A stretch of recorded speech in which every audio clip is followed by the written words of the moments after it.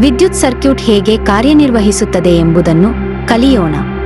ವಿದ್ಯುತ್ ಸರ್ಕ್ಯೂಟ್ ಅಂದರೆ ವಿದ್ಯುತ್ತನ್ನು ಒಂದು ದಿಕ್ಕಿನಲ್ಲಿ ಹರಿಯುವಂತೆ ಮಾಡುವ ಪರಿಕರ.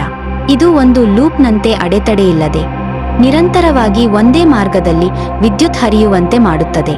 ಉದಾಹರಣೆಗೆ ಲೈಟ್ ಬಲ್ಬ್ನಂತಹ ವಿದ್ಯುತ್ ಸಾಧನಕ್ಕೆ ವಿದ್ಯುತ್ ಶಕ್ತಿಯು ಚಲಿಸಿದಾಗ ಅದು ಬಲ್ಬ್ಗೆ ನಿರಂತರವಾಗಿ ಹೊಳೆಯಲು ಅಗತ್ಯವಿರುವ ಶಕ್ತಿಯನ್ನು ಒದಗಿಸುತ್ತದೆ.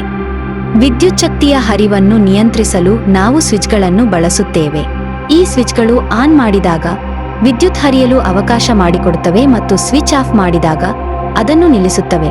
ವಿದ್ಯುತ್ ಸರ್ಕ್ಯೂಟ್ ಎಂಬುದು ಒಂದು ಆಳವಾದ ವಿಷಯ, ಆದರೆ ಮೂಲಭೂತ ವಿದ್ಯುತ್ ಸರ್ಕ್ಯೂಟ್ ಹೇಗೆ ಕಾರ್ಯನಿರ್ವಹಿಸುತ್ತದೆ ಎಂಬುದರ ಬಗ್ಗೆ ಇದು ಸರಳ ವಿವರಣೆ.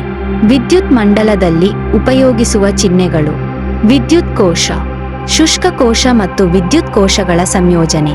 ಪ್ಲಗ್ ಕೀ ಅಥವಾ ಸ್ವಿಚ್ ತೆರೆದ, ಪ್ಲಗ್ ಕೀ ಅಥವಾ ಸ್ವಿಚ್ ಮುಚ್ಚಿದ.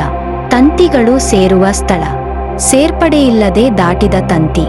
ವಿದ್ಯುತ್ ಬಲ್ಬ್, ರೋಧಕದ ರೋಧ, ಬದಲಾಯಿಸಬಹುದಾದ ರೋಧ ಅಥವಾ ರಿಯೋಸ್ಟಾಟ್. Ammeter, volt meter.